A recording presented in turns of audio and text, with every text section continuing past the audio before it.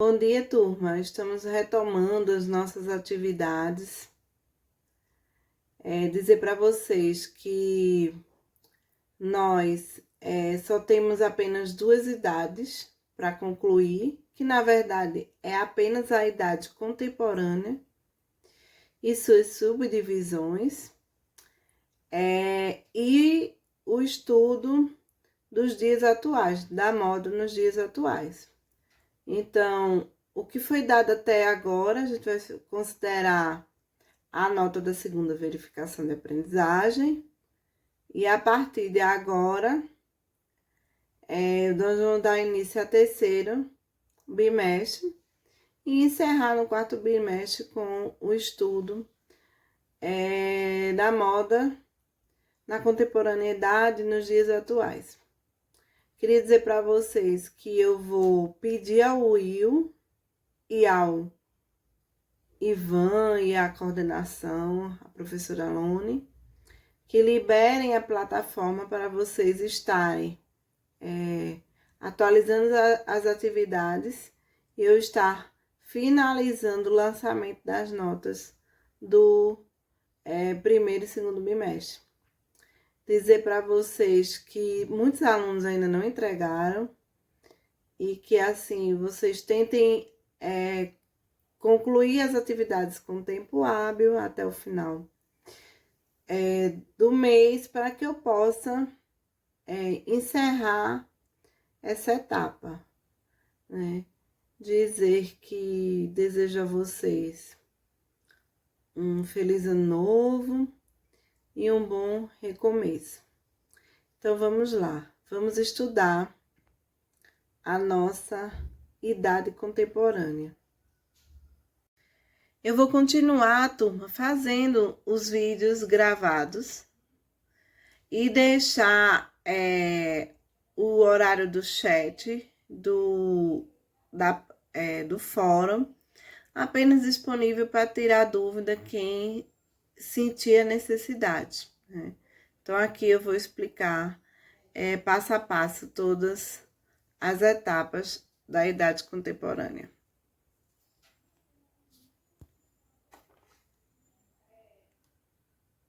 Então, vamos lá. A idade contemporânea, para quem estudou história, né? Para quem relembra, é a era das revoluções. É também chamada de contemporaneidade. Geralmente, todo que se refere do final dos anos de 1700 ao século XVIII até os dias atuais é incluído como a idade contemporânea, ou seria o atual período da história ocidental, ou seja, apenas nas regiões ocidentais. Bom, essa idade se deu com um fim. Vocês sabem que tudo marca o início e o período dessas idades. Então, a idade contemporânea, ela surgiu com o final da Revolução Francesa, no fim do século XVIII até os dias atuais. Acredita-se com a queda da Bastilha, quem estudou história está lembrando aí da década da Bastilha, e por volta de 1700, 1789, existe uma data fixa, que é 14 de julho de 1989 até os dias atuais. Porém, com todos os acontecimentos acerca da indumentária, é muito difícil você delimitar a data, né? Mas para a gente ter uma noção de como iniciou, né, historicamente, já que esse período da evolução da humanidade, nós já temos registros históricos, documentos, então é mais fácil demarcar qual período, qual ano. Então, é importante a gente datar quando foi que teve início esse período. Então, é um período muito importante para nós, né? Principalmente por ser um período atual, mas porque é um período do boom da moda, né? E também a consolidação do capitalismo. Essa consolidação do sistema capitalismo é que permite todo esse fenômeno social que ocorre na moda, né? O consumo de roupas, o consumo da indumentária e seus adornos e acessórios consolida-se com a estabilidade do capitalismo. E aí a gente chega ao período, o ápice da evolução da humanidade, né? Grandes acontecimentos marcam esse período, né? Principalmente as guerras, né? As revoluções, mas também é um período do final da Revolução Industrial, né? De todo a chegada da tecnologia, né? Então, todo o avanço da humanidade, né? A evolução da humanidade é o ápice nesse período histórico, até porque é o período considerado atual. Então, como foi que se deu essa questão da queda da Revolução Francesa? Então, antes mesmo de explicar, eu quero dizer que a Idade Contemporânea, ela surge porque há essa divisão, né? Existe a divisão do primeiro e segundo estado, que seria o clero e a nobreza, que é quem detém 3% da população, mas que detém todas as terras, os cargos, os prestígios e privilégios, além do incentivo fiscal. Não é muito diferente de hoje, né? A grande concentração de riqueza em uma pequena parcela da população, ou seja, é o que a gente vivencia atualmente, principalmente nos últimos dias, nos últimos anos após a crise mundial, e com toda essa desigualdade social e econômica que vem acontecendo, tanto no Brasil como nos países afora, desde da crise econômica vivenciada no início dos anos de 2010, por aí. 2010, 2015, entre 2010 e 2015, então toda essa crise econômica, ela fez com que a concentração de riqueza ficasse com menos pessoas e que a pobreza ela aumentasse, né? E, na verdade, essa divisão, como vocês podem ver nessa pirâmide, ela tem, do professor Jair, ela tem início desde do surgimento da Idade Contemporânea, né? Ela nunca deixou de existir. Então, dizer que como foi dividido esse período e como ela encontra-se ainda dividido atualmente. Então, qual é a característica da Idade Contemporânea? É que o excesso, né, sim, a Idade Contemporânea tem essa divisão, né, para que possamos conhecer a evolução da moda nesse período, foi dividida em 4, né, 4 etapas: o Império, o Romantismo e a Era Vitoriana e a Bela Época. Então, assim, o que é que marca o período do Império, o início da Idade Contemporânea? O excesso de privilégio, né, como vocês viram, de 3% da população desse ápice dessa pirâmide, como vocês viram até agora, no slide, nos 2 slides anteriores. Esse excesso de privilégio, né, da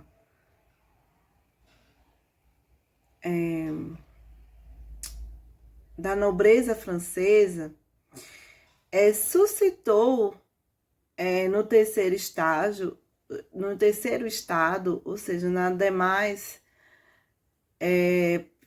pessoas da população, né, nas demais camadas da sociedade, desencadeou o processo revolucionário, a necessidade de se rebelar contra essa exploração, contra essa isenção fiscal, contra todos esses privilégios. E aí isso deu uma revolta e teve todo o início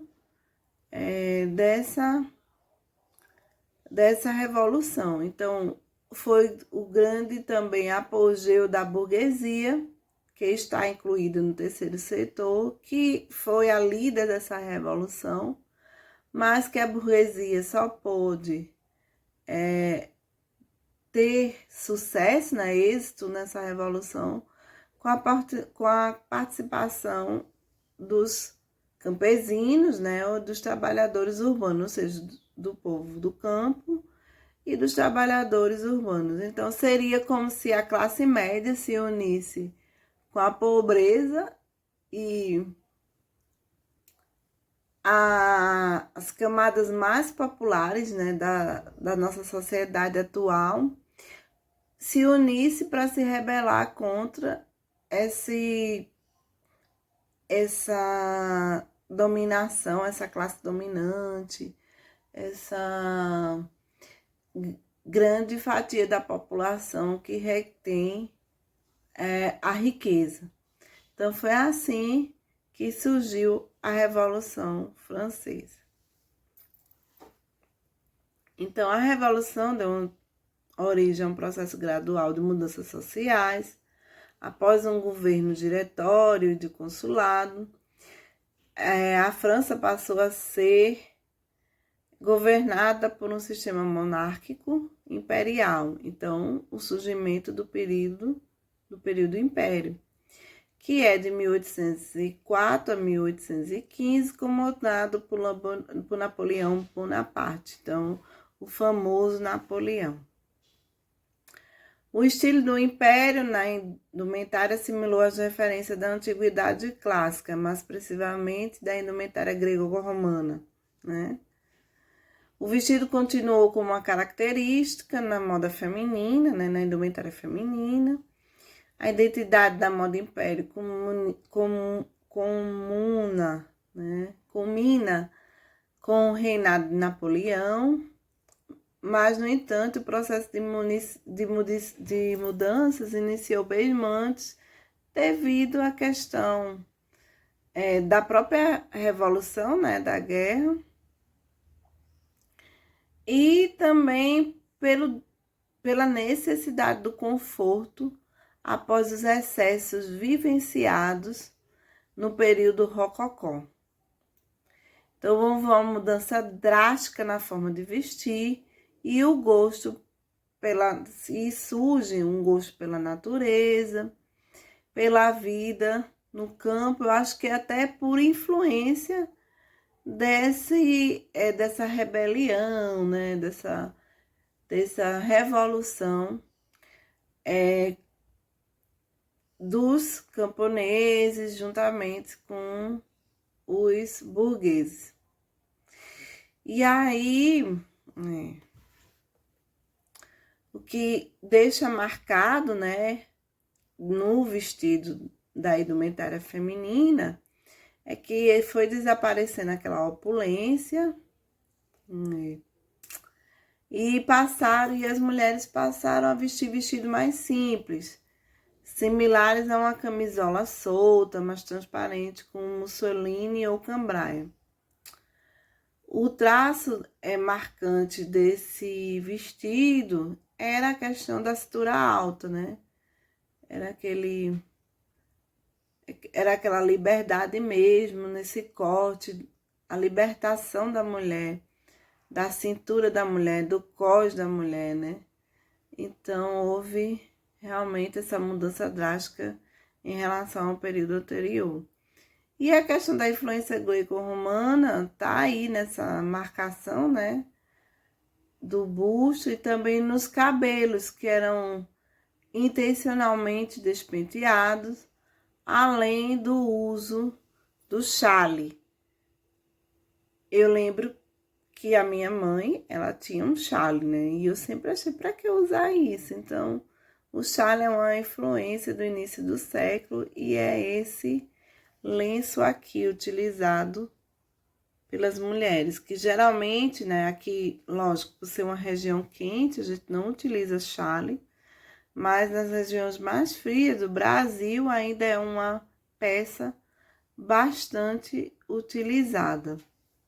Na indumentária masculina, né, o Napoleão, ele foi um ícone nessa indumentária, ele determinou bastante essa indumentária, mas surgiu um processo de anglomania, que atingiu a vestimenta masculina no sentido de sobriedade. Eles passaram a usar casacos ingleses, botas, calças, cada vez mais assimiladas e parecidas com as de hoje. Golas altas e majestosas e lenços amarrados no pescoço. Essa anglomania é porque a calça ela ficou um pouco mais arredondada aqui, ó. Essa imagem ela não mostra, mas tem algumas imagens que mostram como essa calça ela ficou arredondada, muito parecida com as calças de montaria e de hipismo, que é um esporte ainda praticado ainda hoje, né? Então, essa é a característica. Como Napoleão foi um ícone marcado, eu vos apresento, né, para vocês lembrarem aqui quem é Napoleão Bonaparte.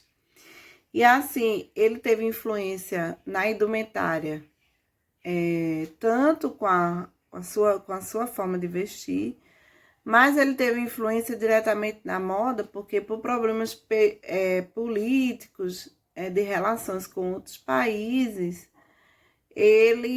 alguns tecidos, como por exemplo, a musselina, ela deixou de ser importada, né? E aí foi quando ele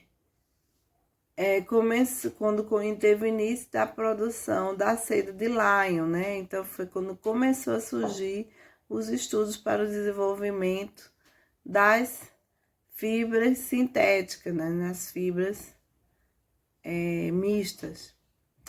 Ele também proibiu as damas de sua corte de repetirem vestidos em público, né?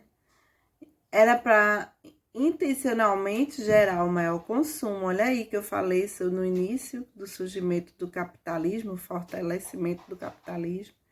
Então, por exemplo, as mulheres eram proibidas de repetir roupas. Então, elas teriam que consumir e comprar roupas para pertencer, lógico, à burguesia ou a uma determinada camada superior da sociedade. É lógico que os trabalhadores urbanos e os trabalhadores do campo não tinham condições de seguir, mas tentavam, né, com a cópia, com tecidos mais baratos,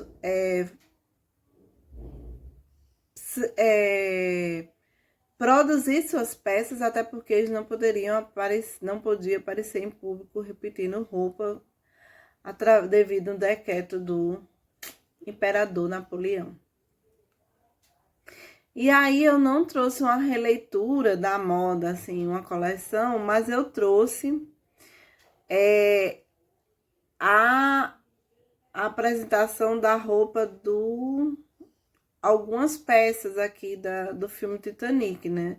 Essa sempre marcado, né, a questão da cintura, lógico, essa daí era uma classe totalmente dominante, né? Então, marcada a questão a cintura não estava mais marcada, ela subiu e o decote ficou abaixo do seio.